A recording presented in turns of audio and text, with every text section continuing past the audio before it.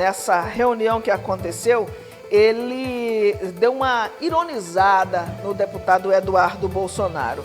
Ele disse o seguinte, ao ser questionado sobre Luciene Barbosa Farias, conhecida como a dama do tráfico, e falou em falta de moralidade.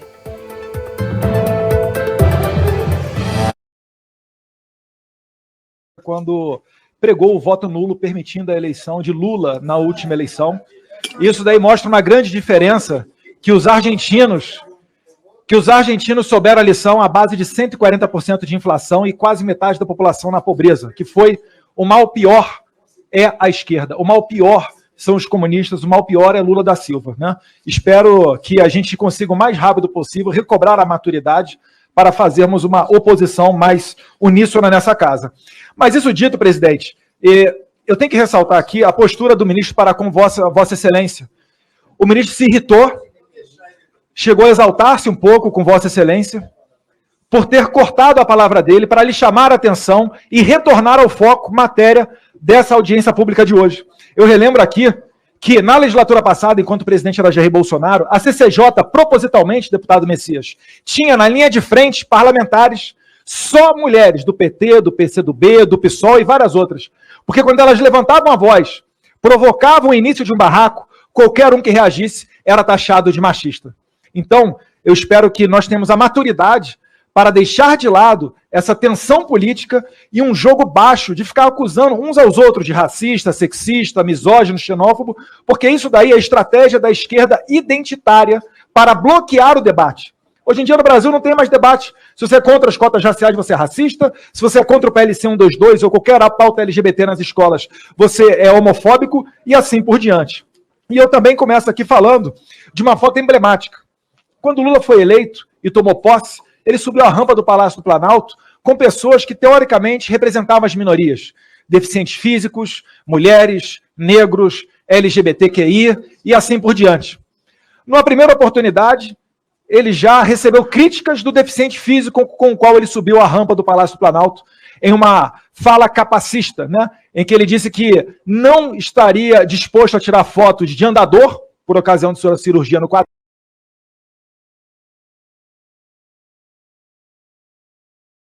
Inclusive, agora, além da pauta dos deficientes físicos, temos aqui também a questão negra, né? Lula diz que, segundo a Folha, mudou o critério para a escolha do próximo ministro do STF.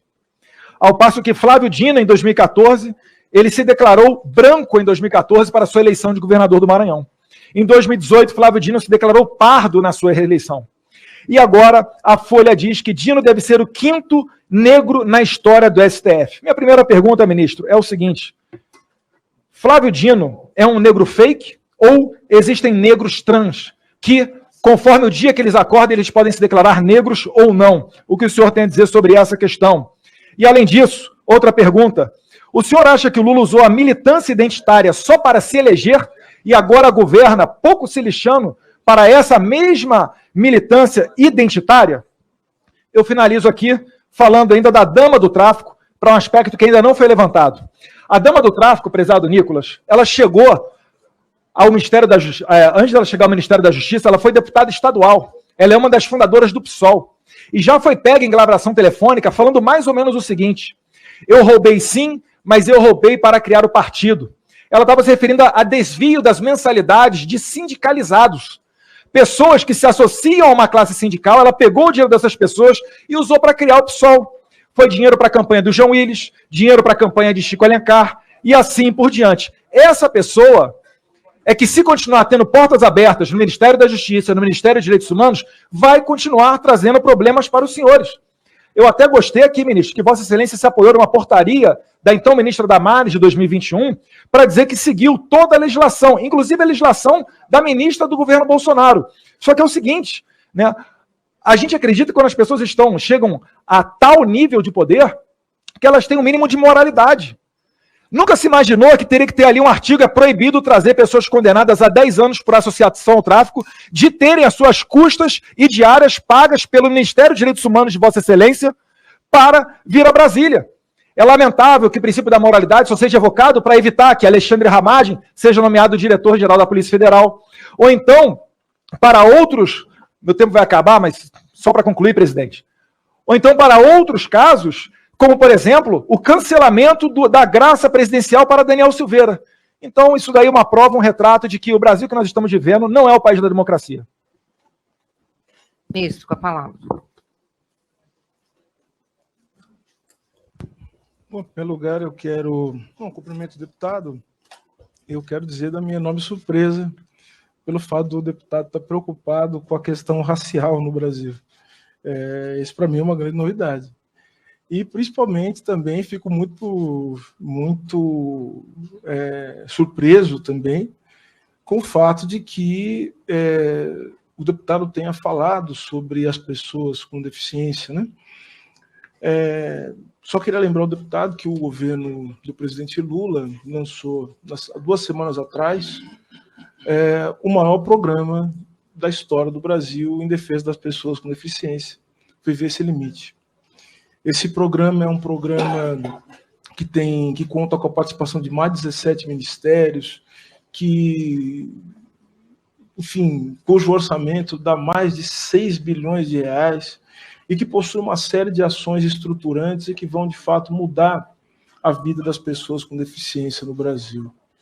Em relação ao uso da legislação anterior, é o que foi dito aqui, né? Eu sou ministro de Estado e, na verdade, algumas portarias ou alguns instrumentos legislativos, eles não servem de guia porque eles não são feitos por um governo apenas, são estruturas de Estado. E eu usei a portaria da antiga ministra para demonstrar que se houve falta de controle ou não na emissão de passagens, ela é o resultado direto de seguir regras que já foram estabelecidas antes mesmo desse ministério, né, e com esse ministro continuar a funcionar. Agora, deputado, acho também bastante curioso o senhor também tratar do princípio da moralidade, que eu acho que é um dos princípios fundamentais da atividade administrativa, porque é necessário realmente que nós observemos o princípio da moralidade, inclusive quando pensamos nas pessoas que trabalham conosco, né? Eu não acho que está de acordo com o princípio da moralidade empregar miliciano no gabinete, fazer homenagem para miliciano,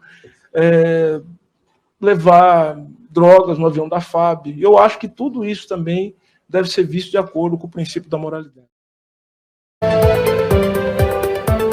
E aí, Pedro, o que dizer dessa fala do Eduardo Bolsonaro e da resposta do ministro?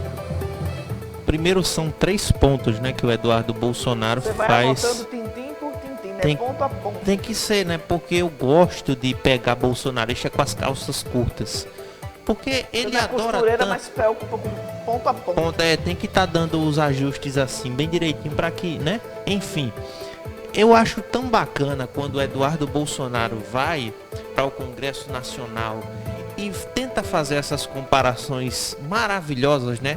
Sobre assunto dama do tráfico, né? Dama do tráfico agora virou o novo espantalho do bolsonarismo. Uma tentativa fajuta e deturpada de associar o governo federal com o crime organizado. São três pontos prediletos deles. A nomeação de Dino ao Supremo, a dama do tráfico... Você viu, né, que ele chamou o Dino agora de negro fake, né? A dama do tráfico e esse outro ponto aí, Pedro, que ele citou, que acabou de citar o Eduardo Bolsonaro. Sim, você acabou de citar. A morte de um preso do 8 de janeiro na cadeia. Exato. Com relação à dama do tráfico, eu fiz questão de trazer para vocês aqui, anotado, bem direitinho, para que vocês não tenham essa confusão de que a dama do tráfico, ela nem passou, a sua indicação, nem passou pela mão do governador do estado do Amazonas, que é um bolsonarista, muito menos passou pela mão do governo federal. Olha, ela integra, como representante da sociedade civil, o Comitê de Prevenção e Combate à Tortura no Amazonas. O custeio da passagem ocorreu não para ela, mas para que membros de colegiados dessa natureza do Brasil todo participassem de um evento que tinha pertinência com sua área. Não cabe ao governo federal fazer diligências acerca do passado e procedências dos titulares e suplentes de conselhos do tipo. Tampouco cabe escolher quem ocupará ou não suas cadeiras e quem irá a eventos do tipo. Ou seja, cada comitê desse, isso explica no serviço público, isso é explicado na ética, né? Na disciplina de ética é tudo explicado bem direitinho isso aqui. Esses comitês, eles têm autonomia para poder escolher quem é que vai fazer parte, seja o que aquela pessoa fez anteriormente ou não, isso não importa. O comitê é quem é responsável para integrar essas pessoas ou não. Nem foi o governo do estado do Amazonas, que é ligado ao bolsonarismo, nem muito menos foi o governo federal, como Eduardo Bolsonaro gosta de dizer que tem associação com crime organizado. Mas eu só acho interessante que Eduardo Bolsonaro e companhia, bolsonaristas, o clã Bolsonaro em si, eles esquecem das diversas denúncias de associações deles com a milícia da Zona Oeste do Rio de Janeiro. Do emprego, como bem o ministro Silvio Almeida disse a ele, emprego de milicianos e familiares dentro de pastas do governo, dentro de pastas de gabinetes ligados a esses deputados, né, a essas pessoas, ou seja, os Bolsonaro, e ele não vê problema nisso, né, de que essas pessoas que faziam parte da milícia tá lá dentro de seus gabinetes fazendo parte de escândalo de rachadinhas. Eu não vejo nenhum dos dois fazer nada, mas não. Aí uma pessoa vai aquela viagem a deles Brasília aos Estados Unidos, me perdoe aí. Sim, pode continuar. Aquela viagem dos bolsonaristas é até bom que aos Estados complementa. Unidos, fazer absolutamente nada, e que foram se juntar ao congressista americano, que é filho de brasileiro, o Jorge Santos, né? Que acabou... Eu conheço como Kitara Ravache, mas você pode dizer... acabou, Pedro, sendo cassado, teve um mandato cassado, porque né, tem uma série de lavagem de sendo dinheiro atribuídos a ele. Uso de verba pública, sabe para quê? Para comprar roupa de grife. Kitara Ravache comprando roupa de grife. Botox, né? Eu me pergunto se a Kitara Ravache passou pelo famoso, como que eles fazem questão de dizer, a destransição, como eles gostam de dizer, né? Porque a Kitara Ravache, no caso, é a pessoa, a drag queen exposta pelo Jorge Santos. Ele se vestia como, se colocava como Kitara Ravache em alguns eventos. Eu me pergunto se, graças a esses pensamentos deturpados da extrema-direita, ele deixou de ser ele mesmo, né, de expressar. Pedro, embora diga-se que a mentira tem pernas curtas, e de fato tem, mas ela dá lucros, né, para aqueles que atuam. O Jorge Santos foi através das mentiras, dos golpes e das mentiras, mentindo, dizendo que a mãe dele estava no World Trade Center no dia do 11 de setembro, dizendo que os pais, né, foram conseguiram fugir do Holocausto, sabe, é uma pataquada toda, e com isso ele conseguiu ser eleito deputado, né, congressista lá nos Estados Unidos. Pois é, a né? mentira rende. Exato, e ainda é até mais problemático quando uma pessoa que é homossexual assumido faz parte de uma bancada de governo que tenta dizimar da face da terra qualquer pessoa ligada à classe LGBT. Ele é o capitão do mato. Muito exato, o capitão do mato negro, né? Aquele que caça seus irmãos negros.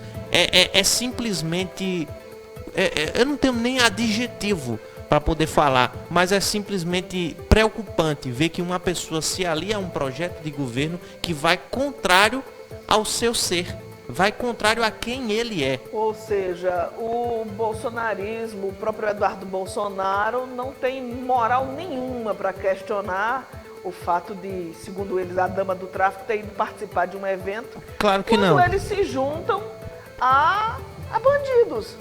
Olha, e tem outra, essa aqui é para finalizar esse comentário do Eduardo Bolsonaro.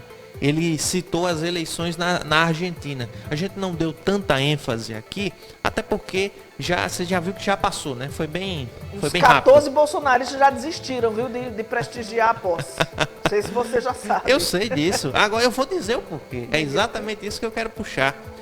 Ele disse que as eleições na Argentina aconteceu porque a culpa da esquerda foi que fez com que a inflação tivesse a 140%. Olha, isso daí não é culpa de espectro político. Isso aí é culpa de mal administração, né? De mal administrador ou administradora, no caso, né? Lá da Argentina. Então não foi algo do dia para a noite, foi algo de vários anos. E o fato é que o Javier Milei, ele só conseguiu se eleger porque ele prometeu o impensável. Mas sabe o que é mais engraçado, Eduardo Bolsonaro?